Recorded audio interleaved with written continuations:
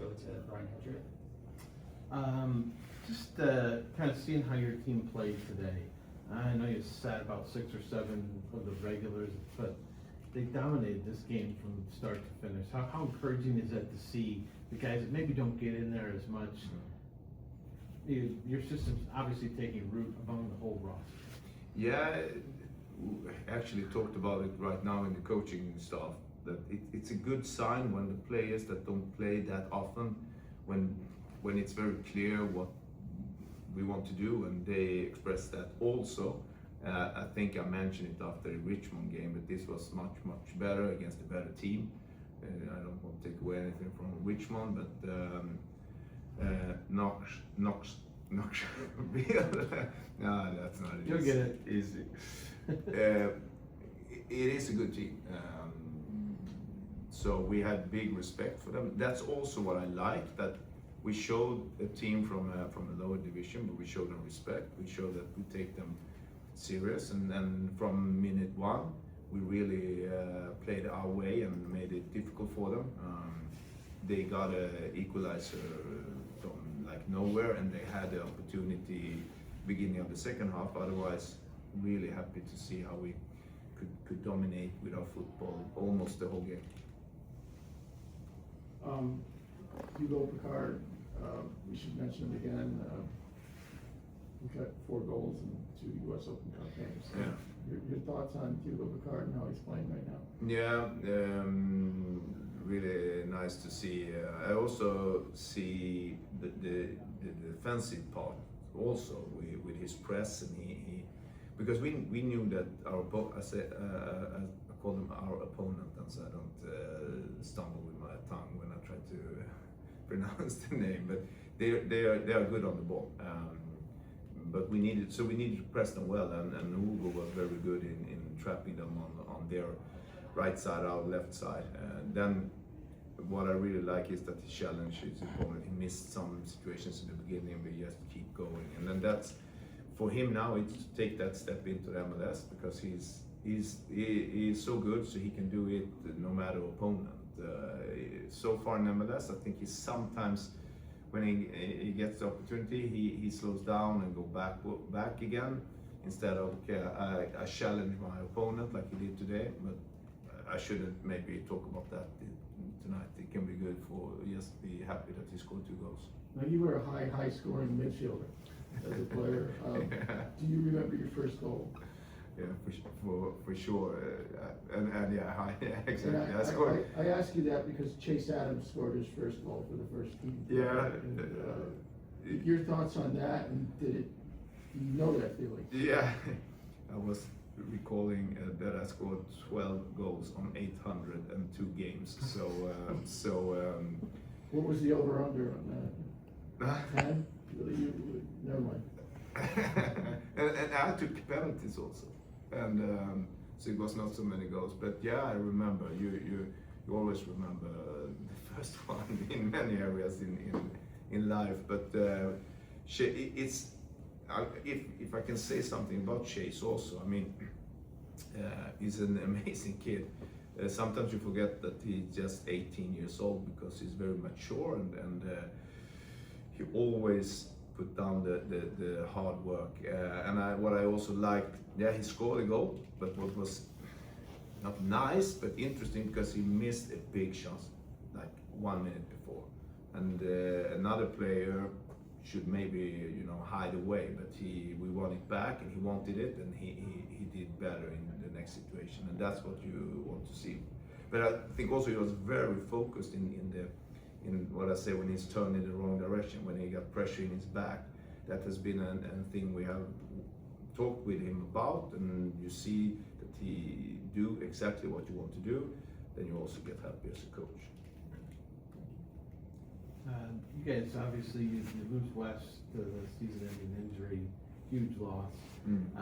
But like, since you've been here, are you impressed by the depth that is on the roster? Yeah, maybe I have not used.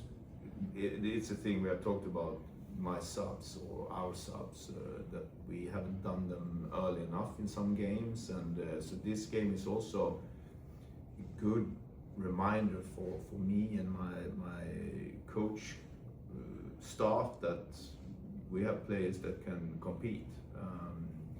We had Owen that did a great game, I think, also.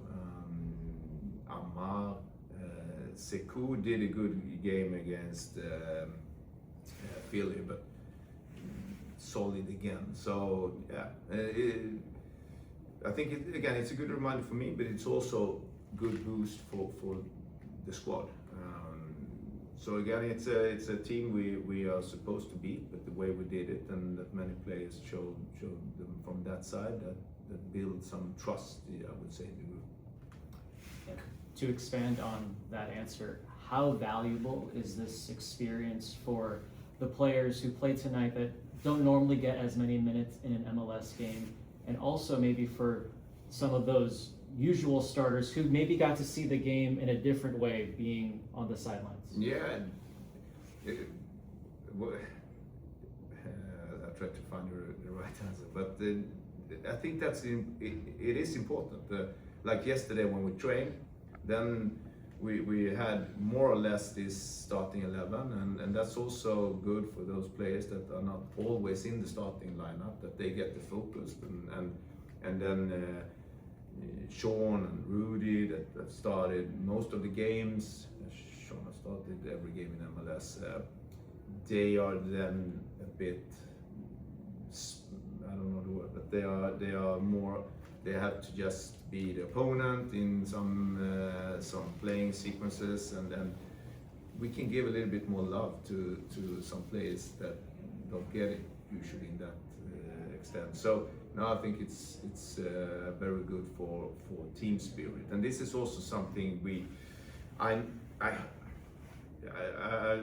heard when I arrived that there was sometimes the feeling was sometimes maybe that we're starting 11, and then that starting 11 played almost every time. And I understand, because also when you get a group of play going and they get to know each other, then you don't want to do changes. But for the squad, that more players feel that they have a value and they can contribute, that's very, very important. Coach, along those lines, are you surprised that you can put a team out there like the team you put tonight, and they can play the same game that we saw you play on Saturday? Yeah. In the way of passing patterns, overloads, quick switches, and opportunities.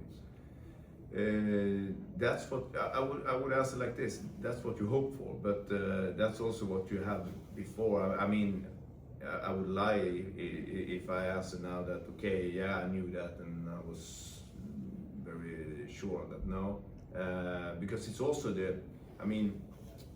it's the communication. When they score their goal, for example, then it's some kind of miscommunication in some situations, quite natural, but that can affect the game more. I think the communication between players that don't play so much together was very good, but I also happy with the structure we have, especially with the ball, and I would say we play good from that structure. The players, and it's not me that I don't tell them like, now you move, now you. I have given them some kind of structure, and they have created better connections than I maybe thought about before. So that's also nice to see. So I'm just happy. How many times I've said that? Satisfied. I'm very good in Swedish to have different words for the same things, but I need to. I have to develop that skill here, or that. No, yeah. You need the one German word, right? Huh? The one German word to fit everything, right? The one German. A German word for it, you know, like, I don't know, Farfignugan or something. Yeah, that one. Something like that. With Mo Farsi, did you consider playing him in this one? Can you just kind of give us an update on it? Yeah, exactly. Nothing has happened there.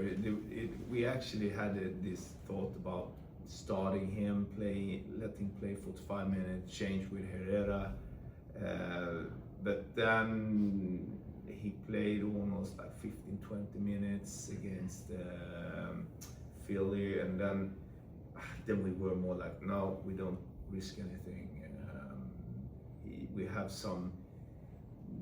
We have a game on Saturday. Crew 2 is playing also, so it's more to be. We take a little bit more margin to be safe. Yeah. So. Everybody set? Find anything? Just the halftime sub, Jamal comes off for Taha. Was that just precautionary reason for because he got injured right before? Yeah, exactly. He is a warrior, so he was. I can play, but when we didn't want to take any risk there. I mean,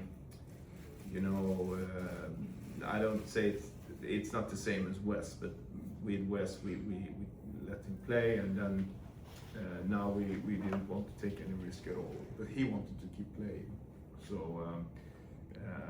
but we had to you don't play second half. So but nothing. What I know, nothing dangerous happened, but just to be on the safe side there also. Thanks, Great, coach. let's Thank you.